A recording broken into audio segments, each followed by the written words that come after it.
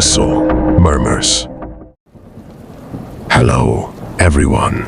Welcome to the next horror stories. Story 1. I just wanted to share a true story that had happened to my mom long ago. Back in 1986, my parents lived in Fresno, Cali. My mom and dad lived with my grandma and grandpa. From my mom's side, they were just newlyweds. I believed that my mom was 6 months pregnant with my older sister in her belly. One day, my dad went night fishing with his friends and left my mom home with my grandma. My grandma was watching TV in the dark, alone with the lights off. My mom was in her room, sleeping. Then, all of a sudden, she heard her door opened up. She saw a black figure that looked just like my dad just standing by the door. So my mom said, "Oh, you're home," but there was no reply.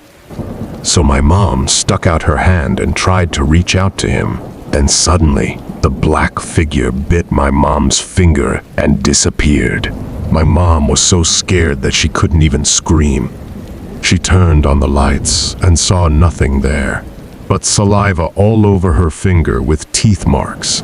My mom rushed to my grandma and asked her if my dad was home yet, but my grandma said that it's 3 in the morning and he still isn't home.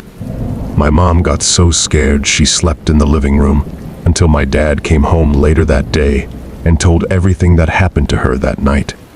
So my dad didn't go anywhere at night for weeks, and everything was back to normal. Months later, my parents decided to get their own place. They moved to an old apartment. In the beginning, everything was fine until my dad had to work night shifts in order to get better pay. That first night that my dad went to work, things started happening again. My mom heard doors opening and closing, black figures running around the house, and just really weird noises of things being dropped. She told my dad, and he decided to take a night off work. That night, my dad dressed in his work clothes and went out the door. My dad sneaked into the back door, so even my mom won't know that he was home. My mom often leaves the TV on at night and has it on mute. My dad waited until 3 a.m. and was holding his shotgun. When he heard my mom screaming, he ran into the bedroom and saw that my mom was on the floor crying. Standing in front of her was a black figure of a man.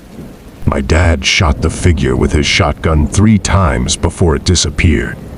My dad turned on the lights and saw that there were no bullet holes on the walls, nor any damages to anything. So that night they left to sleep at my grandma's house. Next day, they did a shaman thing. The shaman had said that it was my mom's old boyfriend from long ago. The shaman said they had made a promise to each other that they will love each other. Even after death, they will come get each other. He had just recently died in Laos and came to get my mom. They then did the whole shaman thing to get my mom fixed. Everything was okay for a month, until one day my mom left the window open when she was sleeping. Suddenly, my mom saw black smoke come from the window. Then appeared the back figure again. This time, he spoke to my mom and said, "You tried to force me out, but this time I will take you with me." My mom was so scared that she ran all the way to my grandma's house. My dad went to my grandma's house when he got off work. They once again asked the shaman guy what to do. The shaman guy said that there is nothing that they can do, but for my parents to believe in God, to hope that God will save them. My parents turned into Christians, and never again did that black figure appear again. Story 2. The old funeral home at Florin Perkins and Morrison Creek, Sacramento, CA. My sister, Lisa, is a Marine and stationed in NC. She left Sacramento ever since 2011. In the summer of 2017, she took vacation and came back to visit Sacramento. One day, she went out to San Fran with some cousins over the weekend. She got back to the house on Sunday late afternoon. The sun was almost setting. No one was home. She messaged our group message to see where my siblings and I were at. My older sister told Lisa. We all went to an uncle's funeral. My older sister told Lisa that she should come because there were lots of relatives here that wanted to see her. Lisa then asked which funeral home, and my older sister said the one on Florin Perkins by the army base. Villa, those of you that live in Sacramento. My older sister meant the funeral home, Moon Sun Memorial Services, in the Army Depot. Yet, everyone in Sacramento doesn't call it Moon Sun. Everyone would just say the one by or at the Army base. Lisa got ready and left to the funeral home. As I said before, Lisa hadn't been back ever since 2011. The funeral home Lisa was actually going to was an old and closed one on Morrison Creek in Florin Perkins. This funeral home has the exact details as the Moon Sun on Florin Perkins and by the Army base too. Therefore, Lisa assumed it was the one that my older sister had said. My older sister didn't know that Lisa didn't know the one on Morrison has closed. As Lisa turned onto Morrison Creek, there were no cars parking outside the funeral home on the big street at all, as there should be since there is a funeral, and usually there are a lot of cars. The funeral on Morrison is just a warehouse rented by Hum people to held funeral. It is gated, and inside has a parking lot, or you can park outside on the big street of Morrison. See the pictures to see what I mean. My sister then drove into the gates, assuming maybe there might be some cars inside the parking lot, but it was empty also. At this moment, my sister was having a frightening feeling. She thought she was hallucinating.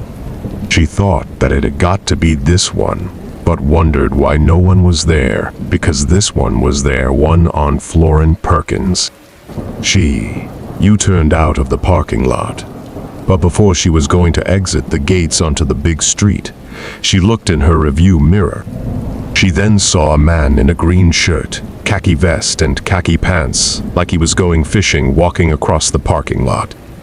She was scared, but since the man did nothing, she assumed it was a hobo. My sister drove to a Chevron nearby and called my older sister. She told everything to my older sister. Then my older sister gave her a more exact location of where the Sun Moon funeral home was. As Lisa got to the right funeral home at the army base, she then felt more relieved. As she entered the entrance of the funeral home, she examined the pictures of the deceased uncle. This uncle wasn't really a close uncle of ours, so Lisa didn't know much about him.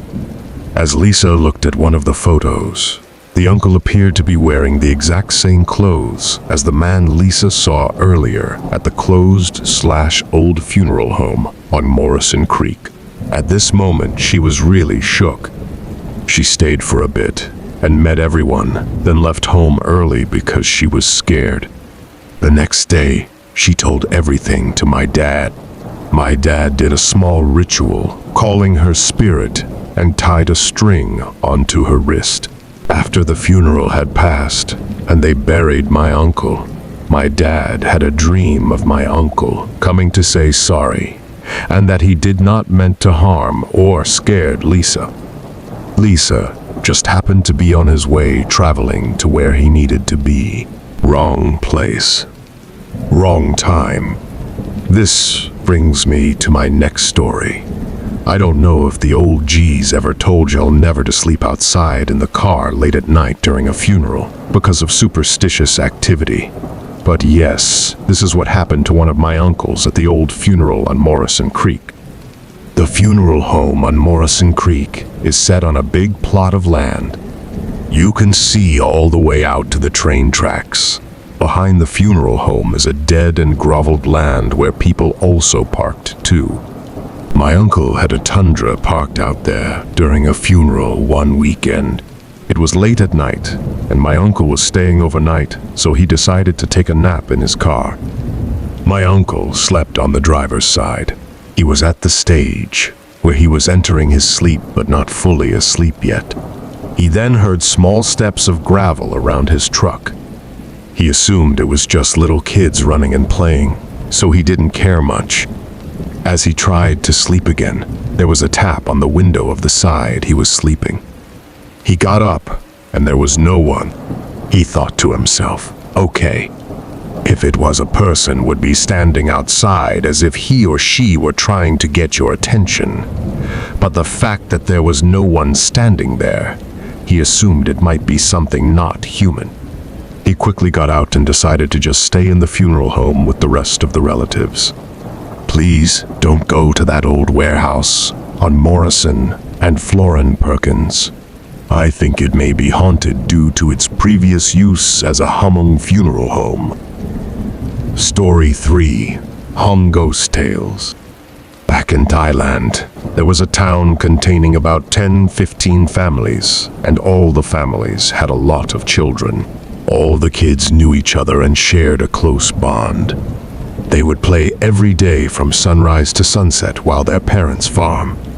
Late one evening, the group of children were playing outside, and they heard the village dogs started barking at the forest. The forest was not far from there. Village and homes were.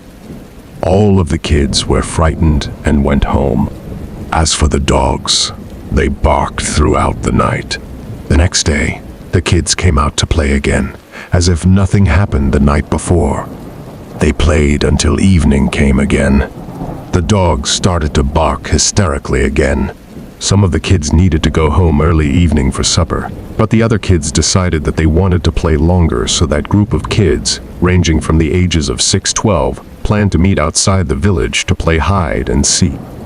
After supper, the dogs simmered down from barking and all the kids met up at the spot as planned. They played up until it was pretty close to midnight. Then they decided to play one last game of hide and seek before heading on home. When they were about to begin, the dogs started to bark again. All of the kids were really scared at this point, so they partnered up with a partner. But one of boys was so excited, he grabbed a random partner and took off hiding. After everyone was found, except the young boy, they went searching for him but couldn't find him. They thought he probably went home since he always cheat and go home first. The next morning, the boy's parent went looking for him. They asked all of the kids, but no one saw him ever since last night. One of the girls said that when they started the hide-and-seek game, she saw him climbing on a girl's back and remembered seeing her back had fuzzy hair. 4 months later, the parents couldn't find him, and he hasn't returned home. They decided to see a shaman. The shaman said that when they were playing, the boy accidentally grabbed a ghost to be his partner, but he didn't know. The ghost told him to climb on her back so she can take him to a good hiding spot. The boy was never found. Story 4. After months of searching, my fiancé and I purchased our first home. I wanted something that was updated and move-in ready, while he wanted something he could tear apart and restore. And luckily, we found one that fit right in the middle. Our first home project was expanding our kitchen. With these older New England homes, houses had a lot of rooms and walls. We decided to tear down the dining room and create a larger, open floor with an eat-in kitchen. During our renovations, my fiancé got a promotion at work. We were ecstatic, but this also meant that he would have to travel a lot more often. At first, everything was okay.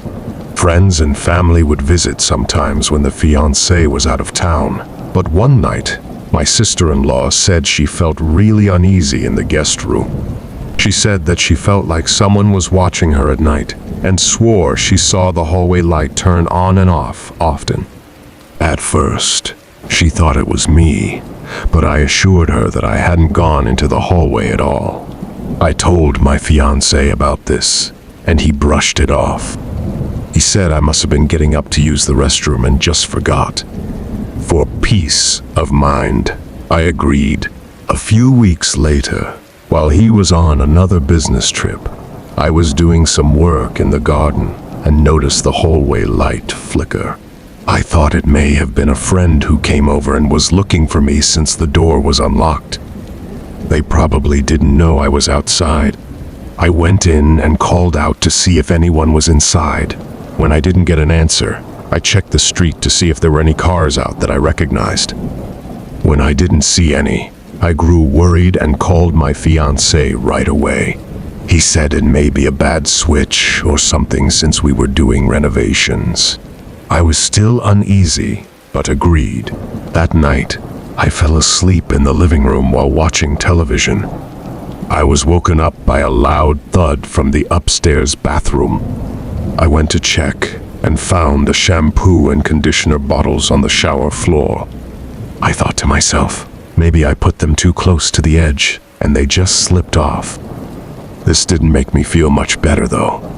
I went downstairs to turn off the TV and decided to go back upstairs to my bedroom to sleep.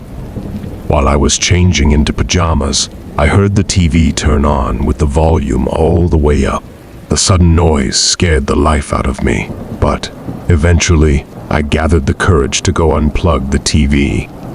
While I was hurrying down the hallway, the bedroom door slammed shut. In a panic, I ran. I had my eyes on the front door. I needed to get out of the house immediately. The door lock seemed to have a mind of its own. Getting the door open felt like it took forever. I could still hear the television screaming at me, flashes of light reflecting off the walls as it played. When I finally got outside, I crossed the street and looked back at my house. No lights were on. No noise. I stood there in shock, trying to decide if I should go back inside to grab my phone and the car keys. I took a few steps toward the house, but stopped when I saw the hallway light turn on. I stared in horror at the window. There, looking back at me, was a woman with what looked like a child in her arms. Story 5. The Fourth Child. This story takes place in the hills of Thailand around the 80s. There was a family with their only child named Feng, who was at the time 10 years old. One day, his parents brought him along to work in the fields. While his parents were tending their vegetables, Feng decided to take a break and play with the other homeboys he saw. Feng went to ask Foom if he wanted to play with him. Foom and Feng were from the same village and around the same age. Because he was familiar with him, Foom decided to join him. "Do you want to play hide and seek?" asked Feng. "Okay, but we need more people," Foom replied. "Let's ask them if they want to play," Foom suggested, pointing his finger towards two boys sitting inside a resting hut. The two boys were Tub, who was 8 years old, and Shua, who was 11 years old. Tub and Tishua both were from different villages and weren't familiar with the fields, but were happy to make acquaintances with Feng and Foom. Because Feng wanted to be nice, he decided to be the seeker while the other boys hid. With his hands covering eyes and facing towards a tree, he began counting to 10. The other boys ran as fast as they could and taunted him, saying, "You can't find me." Once he finished counting, Feng started looking for the boys. The first boy he found was Shua, who was hiding behind some tall grass. Disappointed being the first one found, Shua helped Feng look for the others. Shua was looking through the fields when he saw a small path leading up to a tall tree. As he walked on the path, he saw a shadow come up from behind the tree and go back down again, like if someone stood up and crouched back down on their knees. As he approached the tree, the wind started to pick up and the leaves began to shake, followed by some giggling. Just as he was about to turn and see who was behind it, Feng shouted, "Where are you going?" "I found the other boys." Confused, Shua turned around and saw Foom and Tub standing next to Feng. As Shua continued to look behind the tree, he saw that there was no one there. "Never mind." Shua said, and he went back with the boys to count for the next round. After several rounds, it was Foom who was now the seeker. As he looked for the boys, Foom decided to check around the fields in front of the resting hut until he heard the floor of the hut begin to creak. As he turned around, he thought he saw someone crawling underneath it. As he bent down on his hands and knees to check if any boys were underneath the hut, he saw someone's feet quickly dart out and run away. As he ran the same direction, he was able to find Feng and Shua hiding behind some brush. "How did you find us?" Feng asked. "I saw one of you running away, so I followed you," Foom replied. "But we were both here the whole time." Shua responded, "Maybe you were chasing Tub." "I didn't find Tub yet," Foom said. "Let's go find him together." Just as the boys started searching for Tub, Foom and Feng's parents started shouting from a distance, "We're done for the day. We have to go home." They said, "You guys can go home. I can find Tub," Shua suggested. Feng and Foom looked at each other, but didn't think much of it. Okay, Feng replied. "We can play again next time." As the boys started going back home, it was now the afternoon and the sky was turning orange. That night, as Feng was sleeping in his bed, when he awoke to the sound of footsteps walking on the side of the house. As he listened, the footsteps stopped by the outside of his wall and then followed by some scratching. "Who is it?" Feng asked.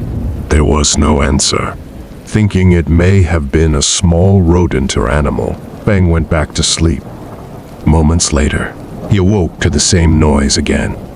This time, Feng was convinced that there was something there. "Who is there?" Feng asked. This time, there was someone giggling on the other side. As Feng searched for his flashlight, the person whispered, "Come find me." Confused, Feng asked, "Foom, is that you?" "It's too late and dark out. We will play tomorrow." After a short pause, the giggling started again, and Feng began getting scared as it sounded like a small child. Thinking it was someone trying to tease him, Feng took his flashlight with him and went outside. As he shined his flashlight, he didn't see anyone. "Whoever is out here, go home. This isn't funny," Feng said as he was irritated. After going back inside, Feng fell back to sleep for a short while until he heard the peculiar sound of coins jingling. As he covered his head with his blanket, he felt water beginning to drip through the blanket and soak his head. There was a slight squeak that came from above. Bothered by this, he awoke once again. Pulling the blankets from over his head, he tilted his head to the side so the liquid wouldn't drip into his eyes. He concentrated on the ceiling, adjusting his vision to find the main source of the leak. His eyes widened from shock along with his now parted mouth. He could feel the blood rush away from his face as he laid there staring. The squeaking came from the piece of rope which was tied to the beam of his room. The rope was attached around a shadowed figure, which took shape similar to a small child. The body swung from side to side, slowly twirling around. His feet pointed straight down and his head leaned slightly to the side with an overstretched neck. Its shoulders were limp, but tense along with his hands. It looked stiff, figuring it was probably just a dream, and his mind was just playing tricks on him. Feng mustered up whatever courage he could gather and grabbed his flashlight to shine it at the figure. To his surprise, it was still there, and the figure was dressed in hung clothes with a vest made of coins. Shining the flashlight at the back of the figure's head, he realized that it was a figure of a boy. Paralyzed in fear, he had no choice but to watch the boy with his stretched neck turn around, revealing his dark purple face from having too much blood, his dark swollen tongue as it stuck out his swollen lips, his bulging white eyes popping out of his sockets, and the stale yellow pus that leaked from the tear drains of the eyes, dripping down his cheek and onto Feng's pillow where his forehead would lie. "Let's go play," whispered the hanging figure. Scared for his life, Feng ran to his parents' bedroom and told them about the hanging figure. His parents checked his room thoroughly, but there was no one in there, and the bed wasn't damp from whatever Feng had described to them.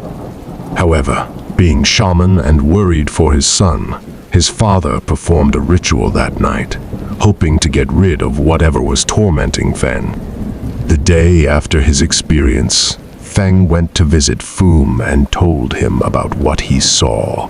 To his surprise, Foom too had a frightening experience where a little boy with a broken neck was chasing him in his dream. He too had to undergo a ritual to cast out whatever was scaring him. Curious, the two boys went to find Shua in the next nearby village. After finding Shua, they discovered that something was very wrong. That day that they went to play hide and seek, Shua was never able to find Tub and instead went home. I searched for a long time, but I couldn't find him. Shua said it was getting dark and my mom wanted to go home, so we left. Except when we started going home, we noticed that we could hear footsteps following us from behind, but there was no one there. Shua added, "When we got home, my mom blessed our house in case if something tried to get inside." The boys looked at each other in shock, but no one knew where Tub had disappeared to. They went around talking to the villagers in Tub's village, asking if they have seen the small boy. But to their surprise, no one had seen him. As they approached an elderly woman sewing by her doorstep, they asked her about the little boy. She told them that there was only one child she ever heard of that was formerly named Tub. She told them, a long time ago, there was a man and a woman who had a child named Tub Mwe. The couple had been married for almost 10 years until she found out that he was having an affair. The day she found out, she wore her wedding dress and dressed her son in his finest clothes and took him to a field and hung him in a tree. She then went to a nearby river and drowned herself. Very scared, the boys realized that the child that they had been playing with had been the little boy who was killed long ago. Just as they were going to leave, the elderly woman shouted at them, "Hey, what is wrong with your friend? He is always looking sideways. Was he born like that?" Story 6. My sister and I always talked about how scary it felt to be the last one to fall asleep when going camping. One summer back, in 2014, my family and I went camping.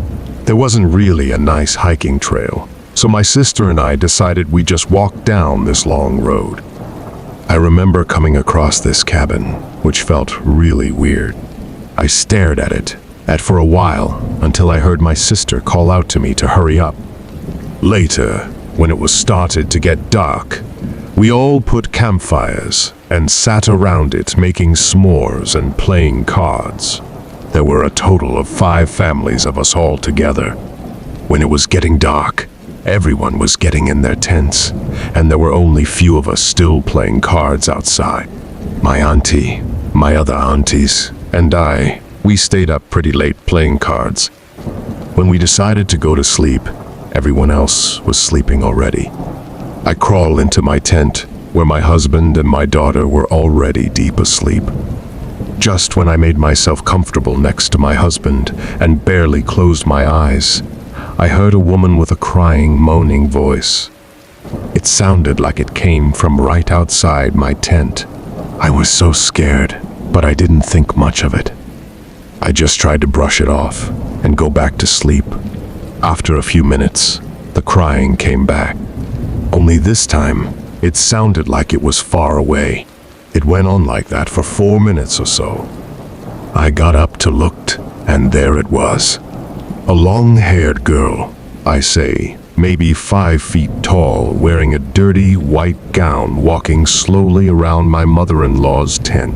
My heart felt like it stopped. I was so scared. I cuddled my husband and went under the blanket. The crying got louder.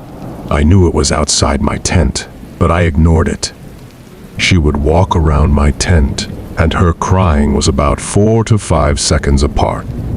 I heard her walking around my tent like this, for I can maybe 20 minutes before she started walking away. That was the longest 20 minutes of my life. She was crying and walking away. It was scary. I had no idea whose tent she went to walk around next, but as long as she was away from my tent, I didn't care. I couldn't sleep that night. I stayed up that whole night, and the next day, when everyone got up, we cooked, ate breakfast, packed, and got ready to go home. I was glad that was the last day because I didn't want to stay another night. On the drive home, I told my husband everything, and my brother-in-law told me that when he went walking that day, he saw her by the cabin, also at the same cabin I saw when I was walking. Story 7. This is a cousin's experience called Grandma. Sitting next to my grandma, who was peacefully asleep in her bed. I remember the last several nights. She had been hallucinating. She could not sleep for several evenings. She kept telling the family that she was afraid of death. My grandma had her bedroom lights on every night for the past week.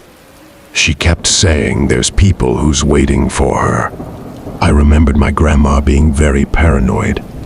She had her flashlight with her everywhere she went in the house. One prior evening, while watching her dozing off and on in the middle of the night, she just jumped up on her bed, scaring the shit out of me.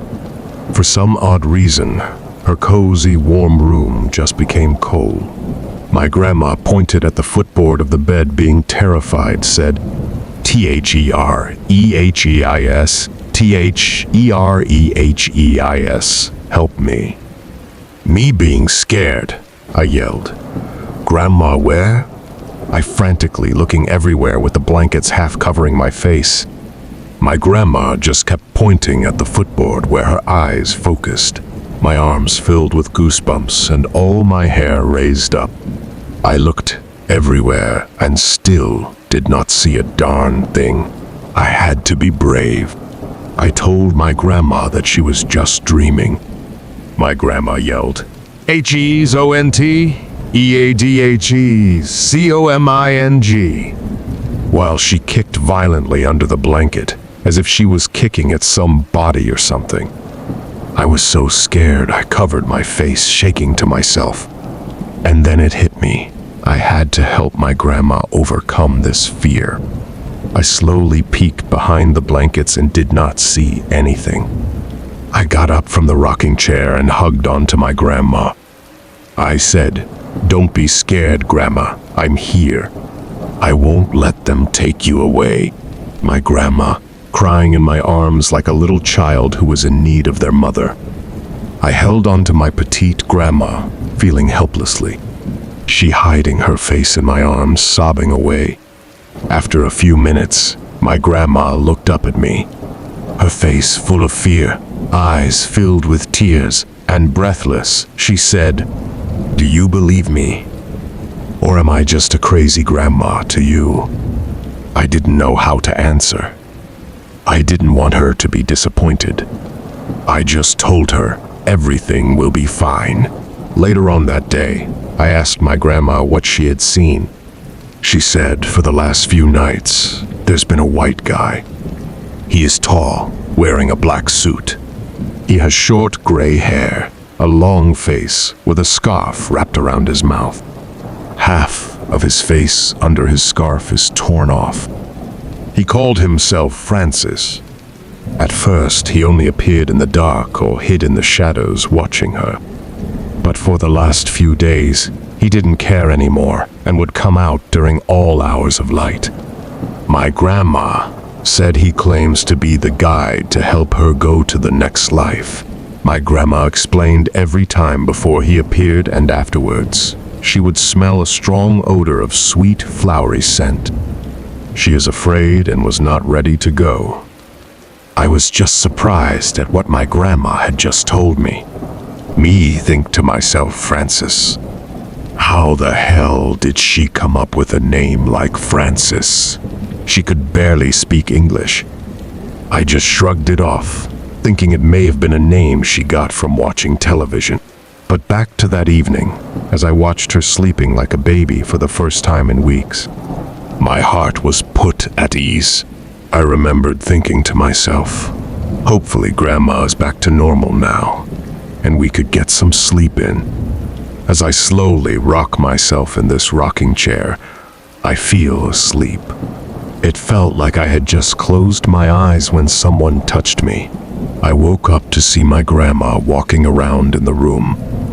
I was surprised that I didn't hear her get up from the bed. I'm thinking she's probably losing it again. I asked, "Grandma, what are you doing?" My grandma just ignored me and walked into her closet. Darn, I better get up and see what's Grandma doing. As I walked up to the closet, my grandma came out.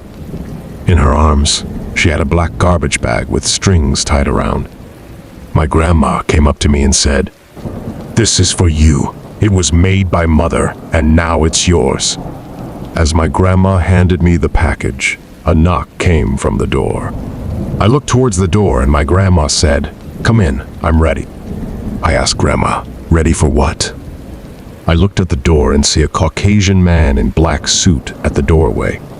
He had gray hair with a scarf partially covering his mouth. My heart started to pound hard. I didn't believe what I was seeing. I tried to talk, but I was too scared to say a word. I just froze as I stared at this man, the man my grandma had been telling me all about. My grandma turned towards me and said, "That is Francis. I'm not afraid anymore. Your dad is here with him." Seconds later, I heard another voice coming behind Francis. It sounded like my dad. He said, "Mom, are you ready?" As he came towards the doorway, I looked at the doorway and I couldn't believe my eyes. Tears just started to flow down my cheeks. "Dia, is it really you?" He just waved and smiled at me. Him wearing a traditional hung outfit while holding onto a rope. He said, "Yes, it's me. It's been a while, my girl." I got up and walked towards Francis and my dad. As I got close to the doorway, my grandma held onto my arm. My grandma said, "It's not your time, child."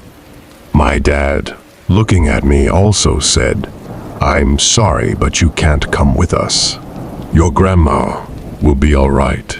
My grandma hugged me and said, "Take care of your siblings. I will be okay."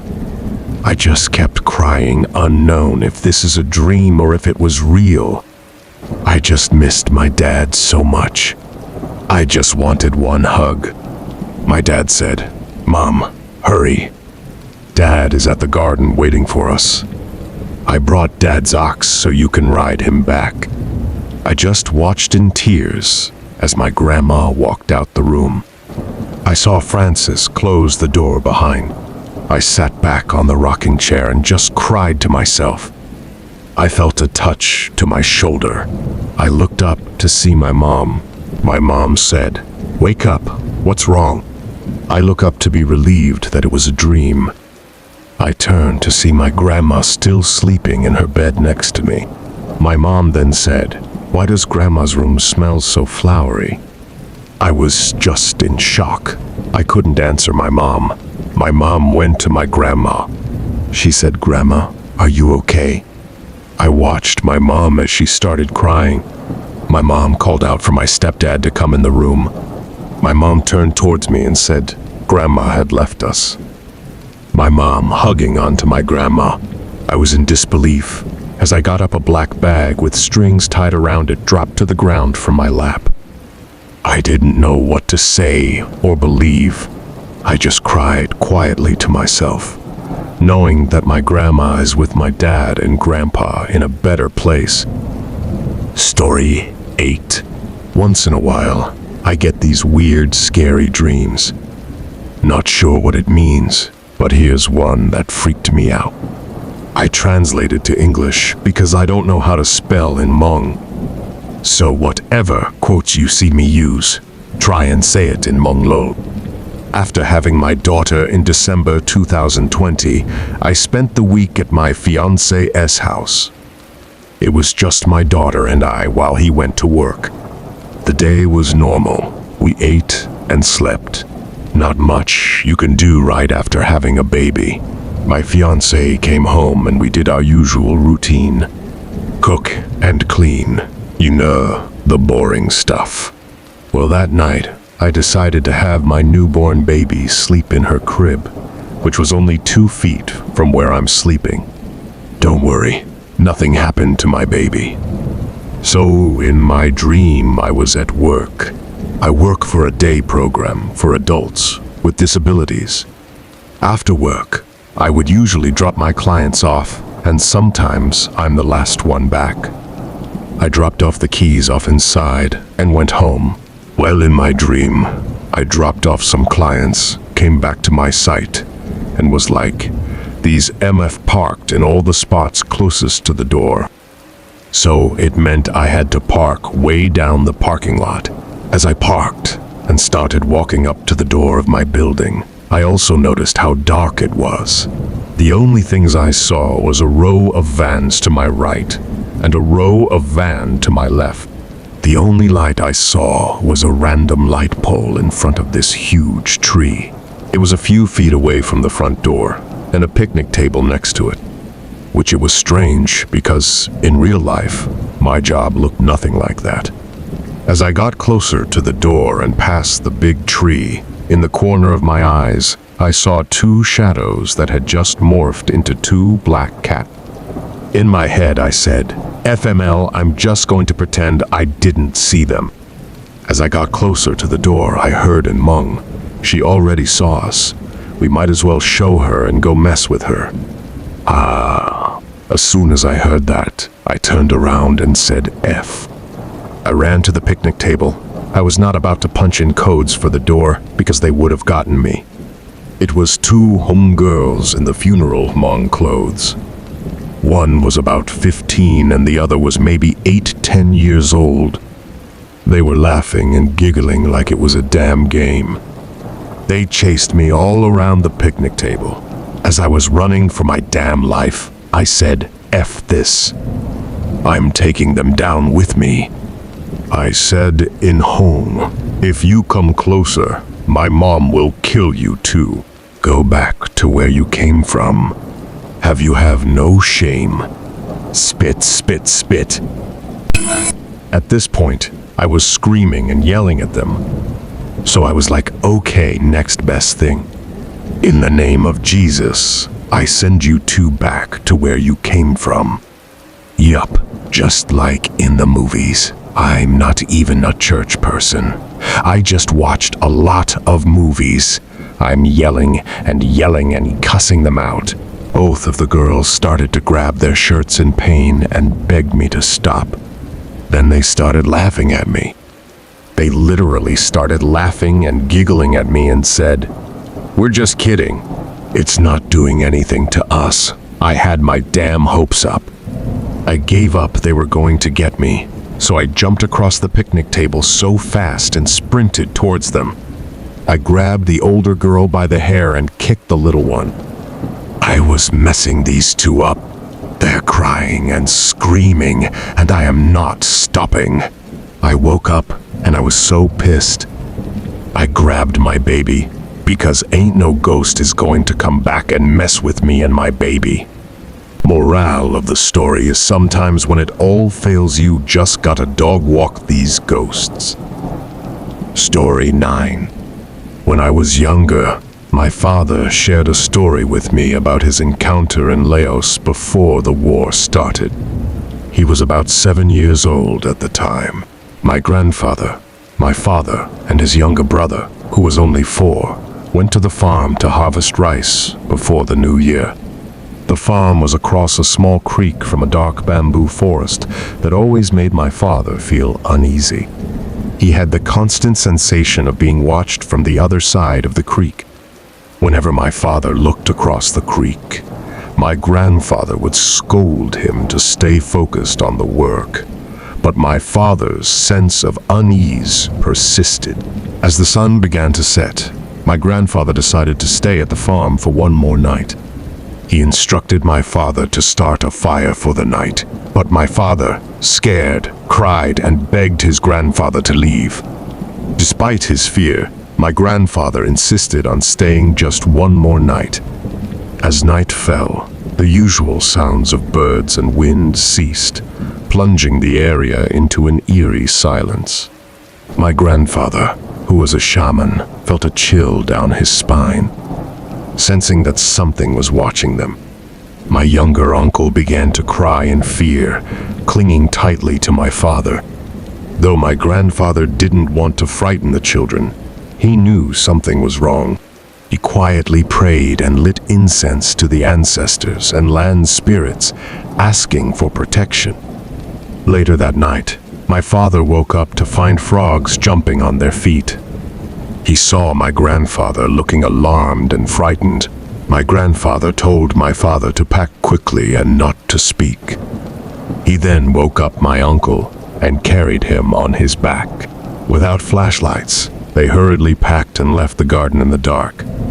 My grandfather told them to walk as quickly as possible without looking back and to stay silent. As they left, my father heard a strange pig-like cry coming from the bamboo forest, which seemed to be getting closer. The unsettling sound made them walk even faster. By sunrise, they reached the village, exhausted. My father asked his grandfather what had happened. His grandfather explained that from the start, he had sensed a creature watching them from across the creek, but chose not to alarm the children.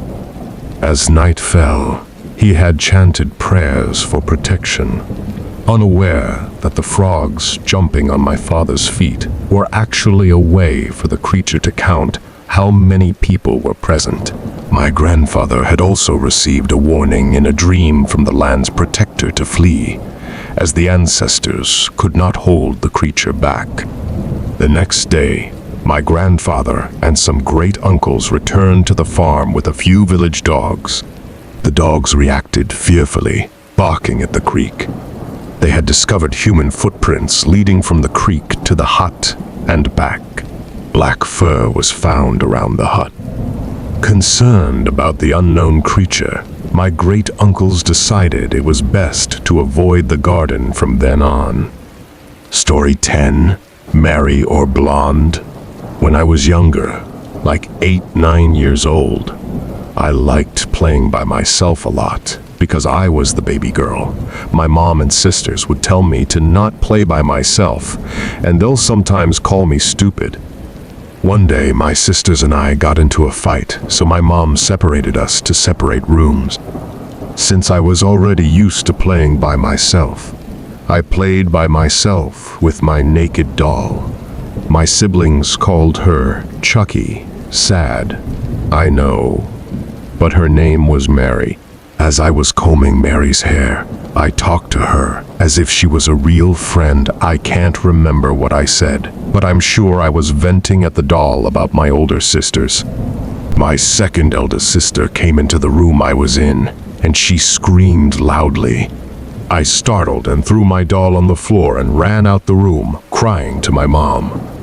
A couple years later, when I was 16, my sisters and I were looking at some old kids' photos of us for my parents' appreciation party. There was a picture of my doll, Mary, and I. My second eldest sister made a comment saying she remembered my doll. And all my sisters made a joke that they used to throw my doll in the heater because she looked like Chucky. It was pretty hilarious thinking back. On the day of my parents' appreciation party, my sisters and I were getting ready for the party, doing our hair, makeup, and whatnot.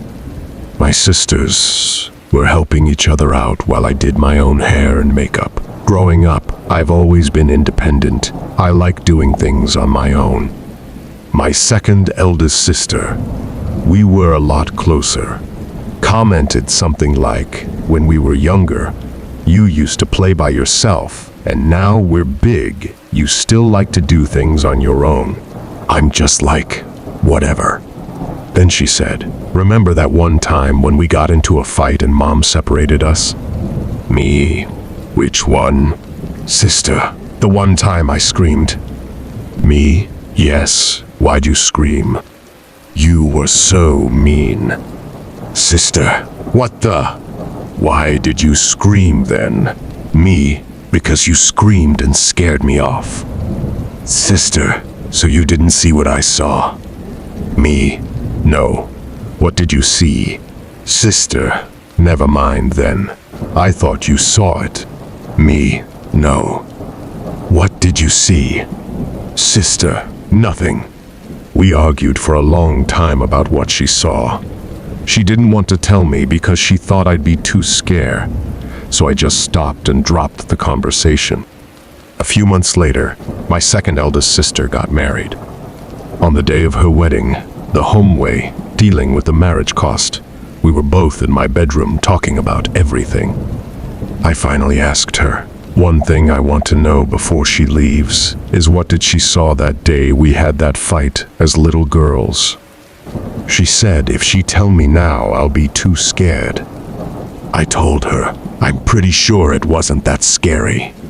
So she finally told me she saw a little girl, blonde hair, hair tied back into a ponytail, dressed in 18's navy blue dress. She said the little girl was on my back, playing with a doll/Mary too. I thought she was joking. Me. Shut up, whatever. Sister. Seriously, I thought you saw her too. Me. No. I thought you were just being mean. Sister. Nope. Mom said I can't tell you, but... So this is the story my sister told me, going back to age 8-9, that day when my sister and I got into a fight and she scared me off. She said when she got to my mom in the kitchen and I came in crying, my face didn't look like mine. She said I looked like someone else. My mom just kept yelling at us. She told us to go time out, so we did. When my sister and I got to the wall, she said I kept banging my head on the wall and I kept laughing. My sister got really scared, so she kept moving towards the kitchen. As she moved, I would bang my head harder. She said, I banged my head until I K. My sister said that was not the first time that happened. She said every time when my sisters and I got into a fight, I would get possessed, very angry and abusive to myself, and I would scream or laugh loudly. And when that happens to me, my mom would separate us. And every time when my mom separated us, she would not let me out of the room until I was happy and back to normal. But that one day when she saw me, she said that was the first time she ever saw me like that. She said I wasn't just playing with the doll, I was poking the doll with a pen, and the little girl behind me was possessing me. Ever since that day, my mom took both my sister and I to therapy because my sister would not go to sleep at all for nights. When she told me, I got really scared because that moment when I thought about my childhood, I couldn't remember most of them beside myself, playing by myself and taking lots of medicine. When I was younger, I had to take about 7 in the morning and 5 at night. The only reason I ate them was because my mom told me if I was good and eat them, she'll buy me something. I took medication at age 6 until I was 16, 10 years. When I turned 17, my parents became Christians, and I grew to wonder who God was. And my youth pastor told me he could take away everything that I did not want, and that he is my healer. On July 18, 2008, I gave my life to God, and I was delivered. I no longer took medications or see therapy after I got delivered.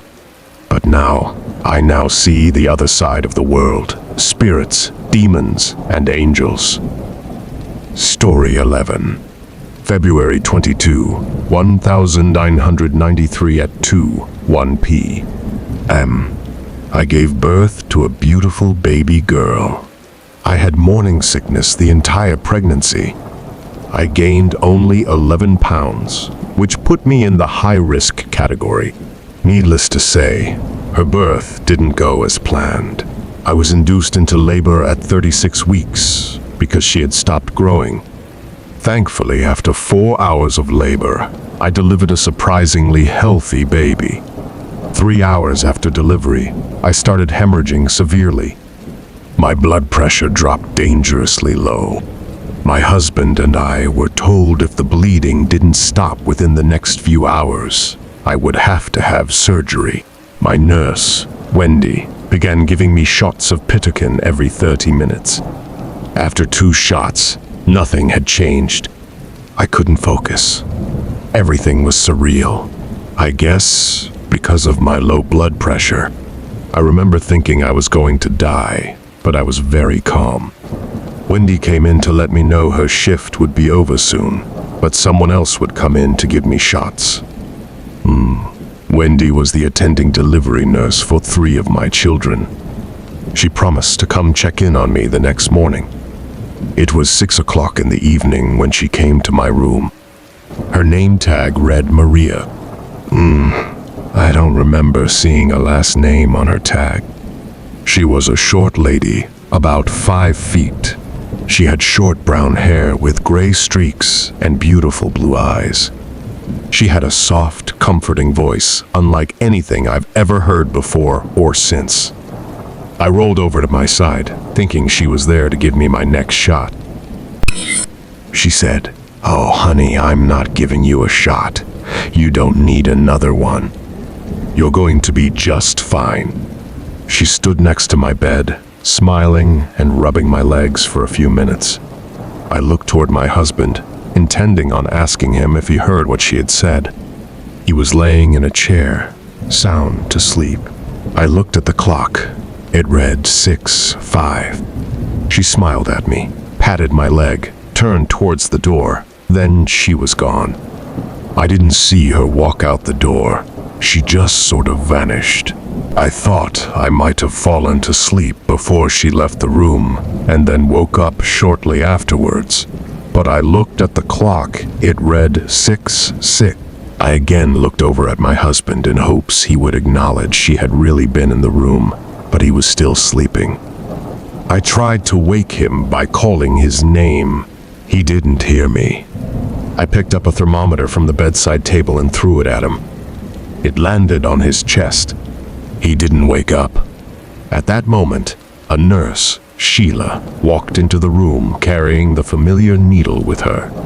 I told her I didn't need any more pitokin. That's what the last nurse had told me. She said she was my only nurse for the night. She questioned me about the other nurse. What did she look like? Did I know her name? She looked over at the empty bassinet at the foot of my bed. She asked if my baby was in the nursery, to which I replied yes. I saw the relief wash over her face. She told me she would be back in a minute and quickly rushed out the door. A short time later, I saw her standing at my door along with 2 other nurses. They were whispering and looking in at me. Finally, they all walked into the room and came over to my bed. One nurse looked to be in her mid-20s.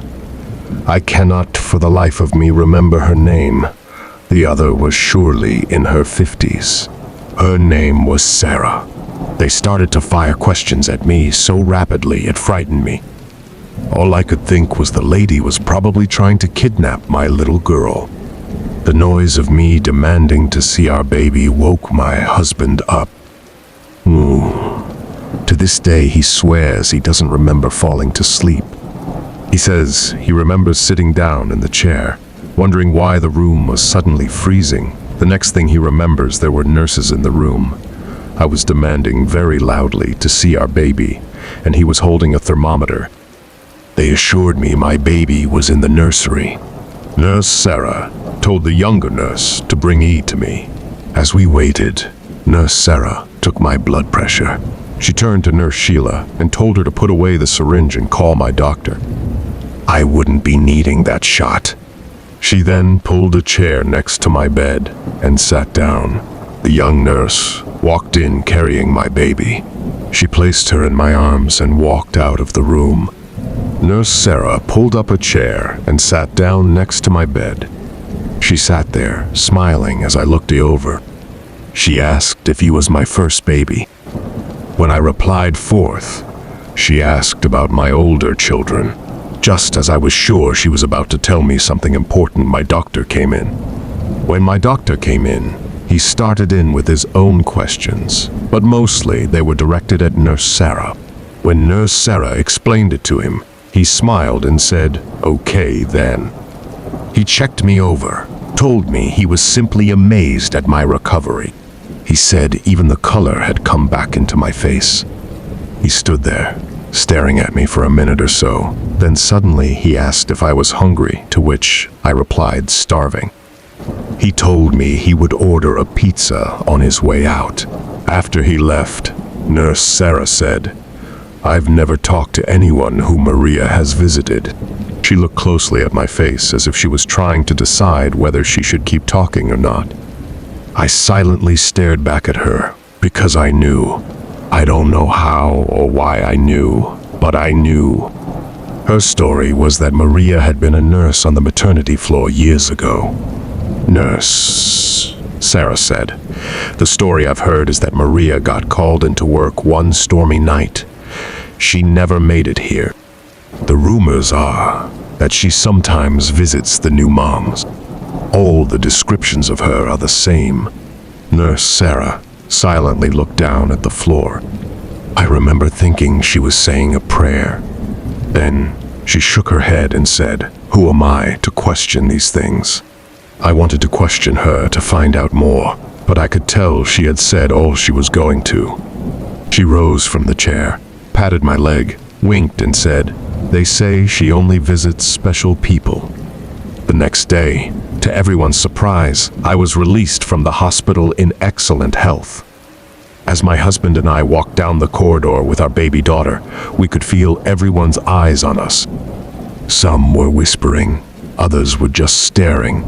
Perhaps they were thinking I was a lunatic, or maybe they were wondering why her. This story is a special part of me. I know that night I experienced something most people never do. For that, I am extremely grateful. Growing up, my daughters loved this story, especially E.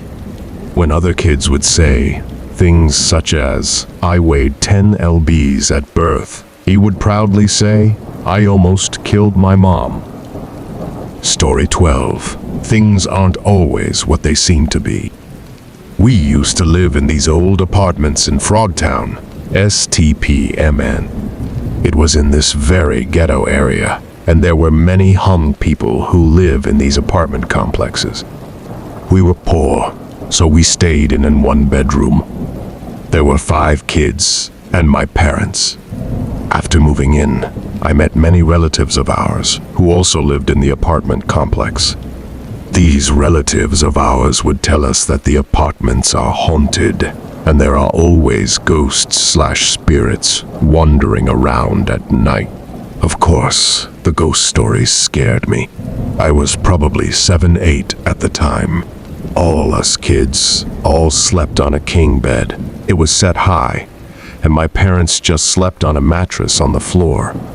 One night, as we were all sleeping, I woke up to a noise, rubbed my eyes, and saw these big shadows moving down below where my parents slept. They were moving so slow and I could hear them breathing. I couldn't really make out what the shadowy dark blob was because it was really dark, so I got scared and slept with the covers over my head the whole night. The next morning, I asked my siblings if they heard anything last night. They said no. The next night, I was waiting for it, but I didn't see it. Then a couple of weeks later, I was awoken again by the same noise and saw the big blob, shadowy and dark figure that I saw last time.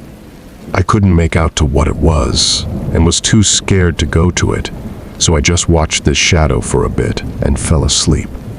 The next morning, I asked my parents about it. They told me it was nothing and that I was dreaming. This would happen every now and then. At first, I thought that maybe some ghosts/spirits had come and sat on my parents, and because my parents didn't want to scare me, they told me to ignore it.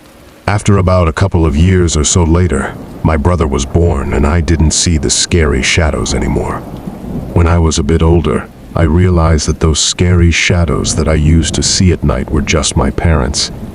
I would see this scary, big and dark blob and couldn't make out what it was because my parents had the blanket covering them. LMAO. Story 13. Never stay in the same motel room twice. This is not really a scary story. My friend would say otherwise since he experienced it, but I just wanted to share. Growing up, I've always been told to never move back into the same house once you move out, but I never thought it pertained to motel rooms too. My friend and I would meet up at different motels when we go out. We've met up at many motels, but never checked into the same room twice. One night, we got there pretty late, so most of the rooms were taken. We were offered the same room we stayed at previously. Neither one of us thought anything about it. It's a motel room, a room for us to rest our head for the night only. We slept that night. Nothing happened. The next morning, I left early for work. My friend stayed behind. Fast forward to the next time we met again. That night, he kept fighting something in his sleep. Finally, after a few times, I got up to wake him up and asked him if he had a bad dream. That's when he told me about what happened the morning after I left when we stayed at that last motel room. He said, "After you left, I went back to sleep. I was about to fall asleep when I felt someone else in the room with me. The room felt really cold. It felt like a dream, but not a dream. I saw this shadow come at me. I fought and fought this shadow. I don't know how long I fought this shadow for. All I know is that when I finally woke up when my alarm went off at 10 a.m., I was even more exhausted than before. I've been fighting this shadow ever since." I asked him why he never told me about it. He said, because he didn't think I'd believe him. I was like, "Are you kidding me? I'm home. I believe in that stuff. You could have told me. I would have found a way to help you sooner." Old people believe in these stuff for a reason. We call them superstitions. Old people call them. If you can avoid it, never stay in the same motel room twice, or you'll encounter what my friend did too. Thanks for reading. Story 14. Staying out of the dark. This past year, I started interviewing people at my workplace. We hired a lady and started her training with us. The first day of training was us getting to know each other better. She told me a story of her past. For privacy, her name will be Alice. When Alice was younger, she used to get bullied a lot. There was this mean kid who would call her names and pick on her every day. One day, when Alice was waiting for her parents to pick her up from school, she saw her bully also waiting for his mom to pick him up too. She was so fed up with him, she yelled out loud, "I hope your mom dies in a car accident." Moments later, a car accident occurred right near the school. All the students who were waiting for their parents also rushed to see who it was. It was the bully's mother lying dead in the car, however. When Alice approached the car, she noticed something. The mother's eyes were looking straight at her. Alice freaked out and left the area. Ever since that incident, Alice told me she had been scared to death by the dark and sees the mother in the dark. She gets slept on every night if she sleeps with the lights off. She carries a flashlight with her when it's night because she senses the mother is near trying to get her. Alice even covered her whole car interior with LED lights to prevent the mother from getting her in the car when driving during the night. Due to this, Alice is so stressed. She takes pills to keep her sanity normal and to fall asleep. She told me, every time I look into the dark, I could just see those eyes I saw when the car accident happened. She's always there in the dark, and she is very angry at me. When Alice told me all of this, I couldn't even train her anymore because I was scared. Lol. I recommended her to see a shaman, but she told me she doesn't believe in shaman stuff, so I don't know how to help her. Thank you for always supporting the channel and welcoming its videos. Wishing you good health, and remember to subscribe to the channel to achieve 1,000 subscriptions.